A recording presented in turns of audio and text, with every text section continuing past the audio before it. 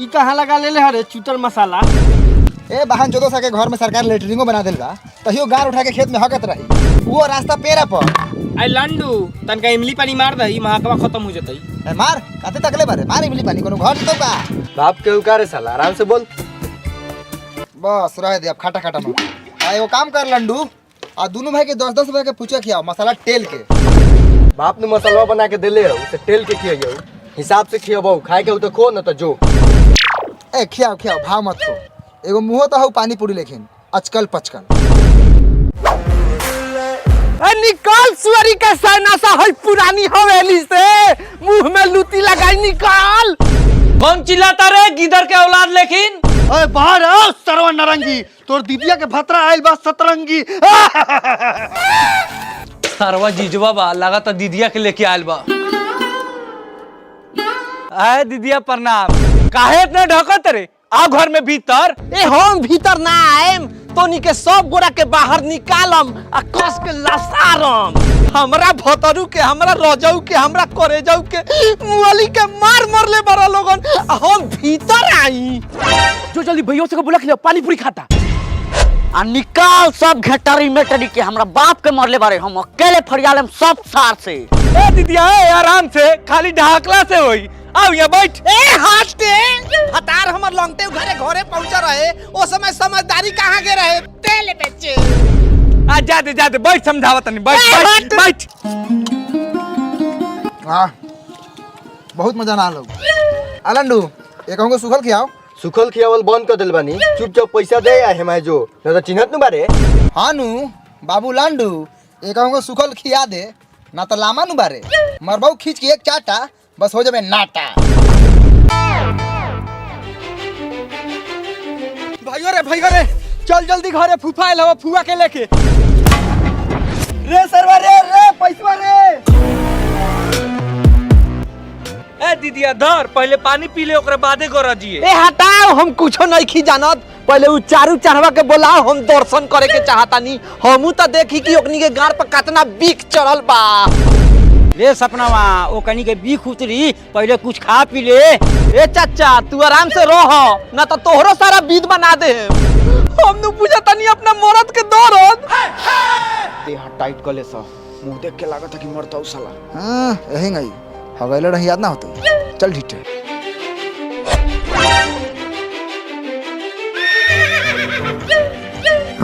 सपना रानी ये सरवा से कैले रहे हमरा पानी पानी मारी गिरा के और लेर पोटा भभका दी। हम यही जब बैठे बानी। फूफा मरद लेकिन फरियावे कहो तो पिछवाड़ा चला, ये सब लोग बा। जा साला तू जा जलवा खदे के मारा। बीच में क्या उसार ना आई, सब सार के हम बाप अकेले देख ली। आ इलाज सपना रानी कराई हैं।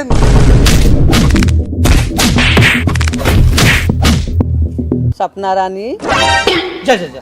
हुआ जी बड़ा देर से मराई होता, ढेर बधाइलो ठीक ना होके, न तो भूताहू में टाइम ना लागेला। अरे बाप रे मर्दे बड़ी भारी हवा हो। ठीक कर ले भाइयों, इस साला के गाड़े होई 55-56 किलो के। छोटका बाबूजी पानी ले आई ना जल्दी। कह देनी पाहुन पानी ना चाहिए तो पानी पानी कहले बनी।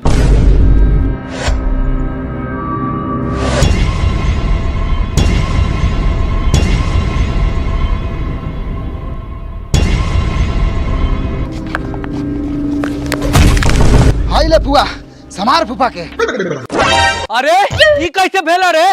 पापा हो फूफा हमनी के 12 मार मरलवा आ खूब बनिया आ का जानी काहे दुनी मारते मारते बेहोश हो गेलवा। अपुओ फूफा के मिर्गी है का रे, छिछिरिया काटत रहलवा। अरे साला पापा मरल तो टोनी के दागी होके के चाहिए, तो पापा के आंख गाल पर दागी कैसे रे? बंटी बता दही। रे छौरा रे, बाप तो तोरा आँख गाल चला के मारत रहलौ। हमनी के फाइट पर। चुप साला, आँखा गाल चला के तोरा फट में मरला ना, चुतिया समझाता रे। ये चारों सारों मिलकर फूफा को मारा है। साला 2 महीना से घर में बैठ के हराम के दाना खाता, सुनत न बारे ई साला के बोली। अरे जीजा बहन चोद हमने के मरनी ना।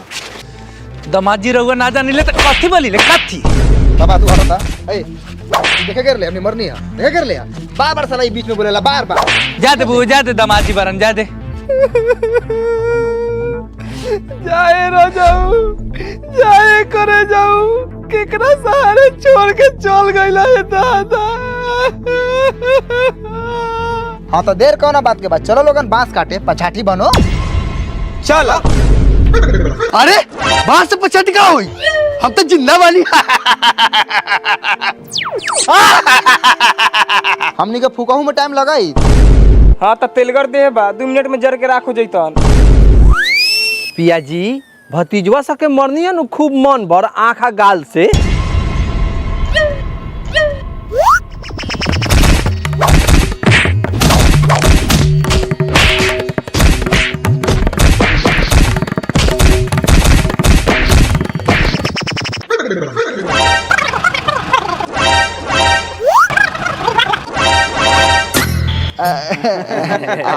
फूफा ठीक बुझात हुआ। रानी हो रानी, मराई से इतना देर थकान हो गल बा कि सौसे देर दुखाई था। चलो थोड़ा तेल और लहसुन गड़मड़ा दा, जाना गरम कर दो। चलो ये सपना जो ना भीतर भाग जाई बुलाओ थाऊ। आई रहुआ भीतर हम तेल गरमा के रखा तनी। आई मेहमान कहाँ हो रहे, भेजाई ना घर में मताई खाना निकाल के देली हूँ। का है दे बैठल है।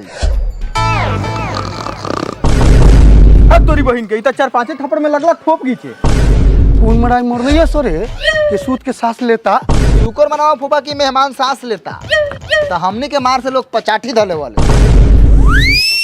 मेहमान अरे मेहमान ए बुरी उठ जाके ठूस माई बुलावा तू खाना खाएला। साला देश से तो कोनो काम धंधा बाना, हराम के खाए के बाद जेने मन कला कोने गाड़ी गाड़ चेर के सुत रहे के बाद। तो सार जी मंगावा कुछ खाए पिएला कि पिछला बेर लेकिन भूखे रखे के बा। हमर बार हे कैले बार आइले ह त लइका साला एगो लड्डू लेके ना आइले त कहां से खाए पिए के इंतजाम हम कर दी।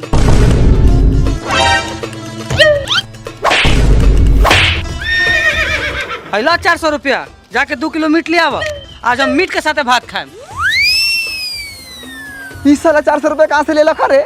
चल बंटिया जिस महिला में खरे मुर्गी जो खाली आई हमू चली का भैयो। आराम साले मुंहे फाड़ दे। ए हमरा ले एगो पथरी रखवैले आइए। ए बाग छिनड़ो भतार के गलती ना कहबू। भतार तोर हमरा के छिनड़ी कहत रहन त ना कहबू। आ लइका से के छोटी मोटी बात पे ढोक तारू। ए ढोकी ना त का करी रे, दुआर पर भतार के लौंगटे उघारे इज्जत बेचात रहे तो माजा लेत रहलू। एगो अंडा ला भतार के देह पर कतना लात जूता चलल ई ना कहबू रंडो।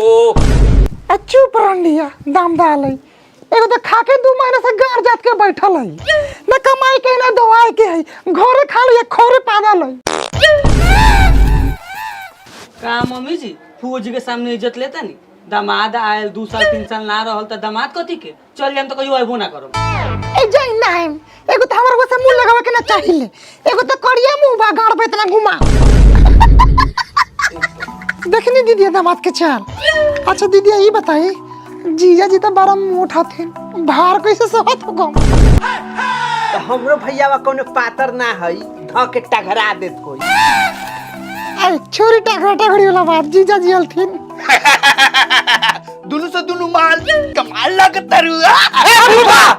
बोल तू गंदा बात बोलाई पापा के। हां नु ऐसन एड़ मारम कि लेर छटका देबो। बढ़ चढ़ के बोलता फूफा के फुआ के रहते। ए चुपी लइका से कितना बुद्धि हो केला। ए जीजा जी आई हमारा पजरा रे के खियाई गाजरा। दूर खाखेर और मुंह भर वाला खिला गला।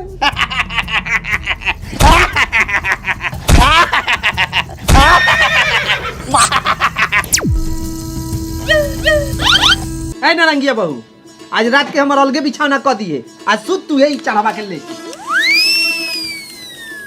ए जाई ना कनिया में खिसा गेलै। ए ओके छोड़ा, वो तो रोज के काम बा रुस मनावे के। तू का कहत रू। ये दादा ये छिया हई उम्र में होम काती के लइका भाई के सब देखत है। गोदिया में तनी सुतावा ना।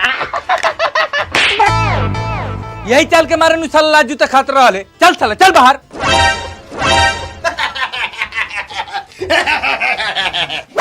आज एकरी बहिन करा के इतना मीट खाएम कि मीट खा के मरे मरे हो जाए। ए भाई ए मुर्गा वाला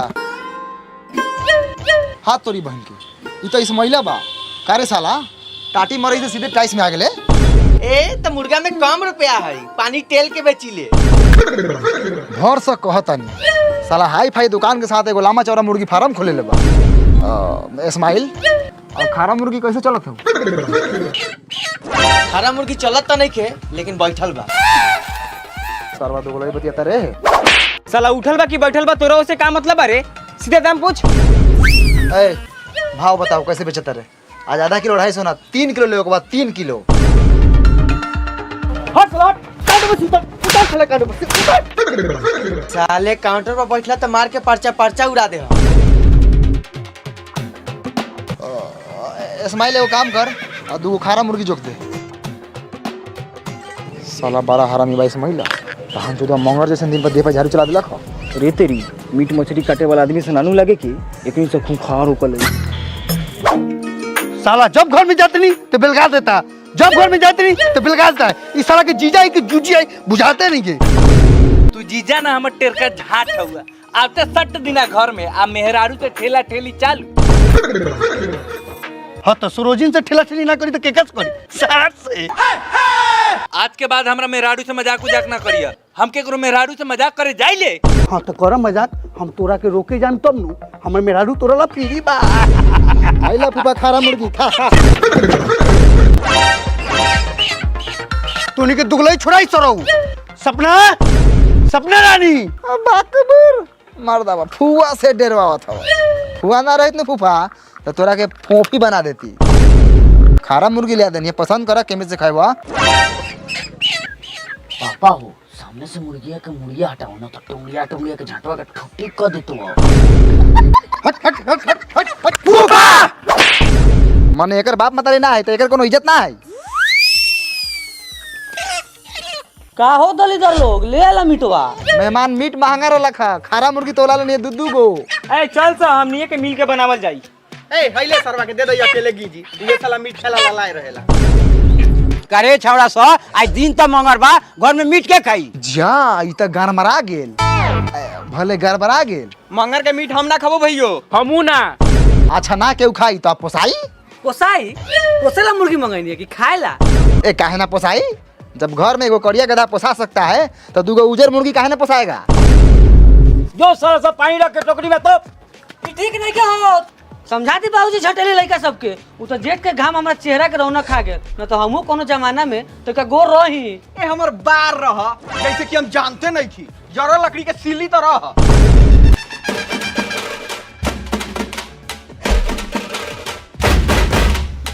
अरे सारू भाई प्रणाम। चुप रहो ना तो मुंह में लार धास दे हम। साला लड़का के भेजनी कि जाके मौसी कने से घूम के आओ तो ई साला से दुआरे पर से बेलका देल। वो तरीका से मिठाई ला। ये तो बिना मिठाई के काहेला भेजला? हमनी का बिना मिठाई के कहीं जाई ले। आ मौसा जॉब जैसन तब तैसन। आ बिना मिठाई के साला कुटुम कैसन? हैं? कुटुम साला सा के अपने आँख में लाज नहीं के। जब लड़का सा के भेजता तो कम से कम लड्डू गाजा भेज देती। काले ने एक कार्टून लड्डू गाजा पेड़ा खाजा। लेकिन तो नीला ना ज्यादा नहीं लेके छोटका सारू लंग। ए मिठाई बंद कर। ए साइकिल घुमाओ। आज से साला इवन न्योताकारी सब बंद। ओ मौसा ओ ऐसे कैसे चल जेबो मिठाई लेके? कुछ हम पानी ला पूछले नहीं रवि और रंजन से। बाप रे बाप बहुत भारी गलती हो गेल। ए बंटी पानी बिस्कुट लिया। पानी या बिस्कुट तुमने गाड़ी में कुछ हट साला मिठाई छोड़।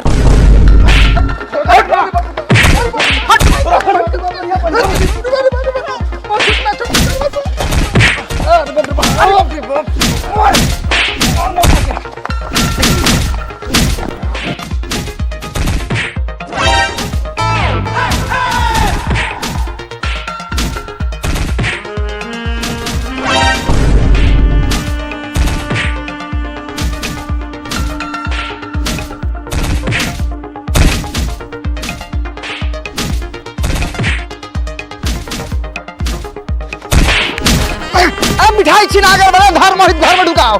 हाँ पकड़ सरवा के मिठाई लेके भाग। आज सारू भाई ऐसे कैसे घर में घुस जेबा? तोरे दम बा घर में घुस जाए के। ठीक बा हम अंदर ना जाए, लेकिन हम अंदर से बाहर मिठाई मंगावो न तो नीमन से बेजाय हो जाई। मौसा तू बेजाय कर, तोरा से निमनो तो ना होई। आ रहल बात मिठाई के तो ऐसा कोनो आत्मा कुटुंब के गार में दम नहीं खे कि हमनी के द्वार पर से लियावर मिठाई वापस लेके चल जाए। पापा हो मिठाइया तो छिना गई, कहो ना खानो पानी खिला दे वो कम से कम। अच्छा ठीक बा, रउआ खुशी खुशी मिठाई रखू, लेकिन हमने तीनों बापूत ला खाना पीना के व्यवस्था कर दियो। हाँ तो ऐसे कहा ना मौसा, घर में खाना पीना के कमी बा। अच्छा ठीक बा, जो 3 प्लेट खाना करके ले आओ, हम तीनों बाबू खाई सा। ए बताओ रे ससिया। मौसा एकरा कहे के मतलब बा कि घर में खाना पीना के कमी बा। अच्छा अच्छा तेरे बंद कर। ये तो जा मौसा, रोकला से कोनो फायदा हवा? सारू भाई कहा जाता नहीं, लड़का कहला का कि रुकला से तोरा कोनो फायदा होबा। छोड़ सरवा, हम की रोक देला तो हमने तीनों बाबू तोरा द्वार पर हक मुद के लेप रख देम। चल बबू साइकिल उठाओ। भैया सारू मूर्ख हट गया पुन में, मार लाद के तोरा के गांव ना बना देनी तो हमारा नाम चारू ना।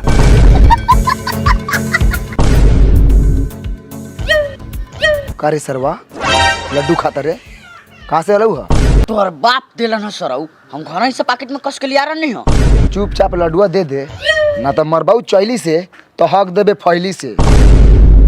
खोज दीते लड्डुआ पे कोनो सरवा के नाम निकल बा। ऐ ससिया छीनता सरवा से लड्डू। ऐसा लड्डू दे दाना तो साले हाथवा के मोन मार के तूरता दे। लगा तो सरवा ईटा चला के मारी।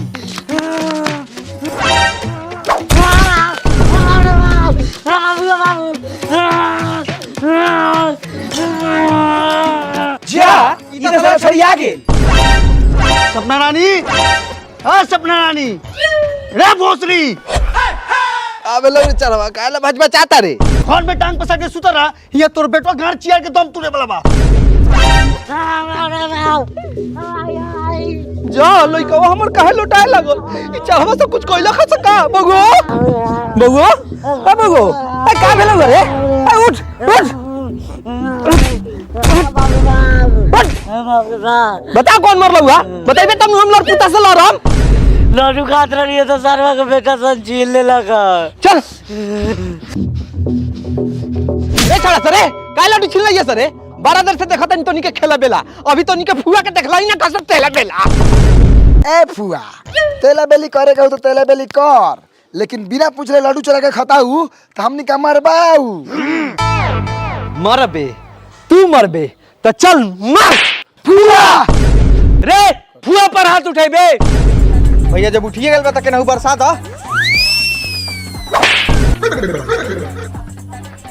हां हां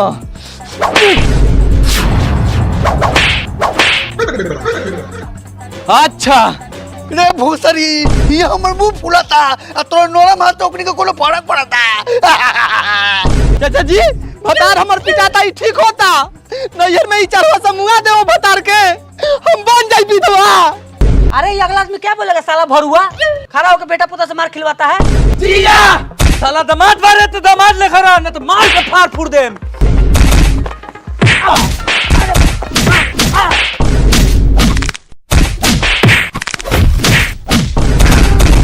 कहू मेहमान समाचार। हो गेल की औरो? हुआ जी रउआ डराई ना, घरी अपन भेस आ करी सब निसारो सब केस।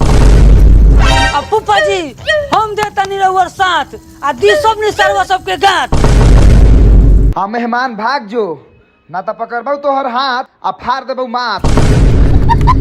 चली अब फैसला सीधे कचहरिये से होई। आज के बाद कौनो सरवा आत्मा कुटुम द्वार पर आ गेल तो सरवा सके दूरे पर से मार लात के बेलगा देवे के बा। नहीं खाना निकाल।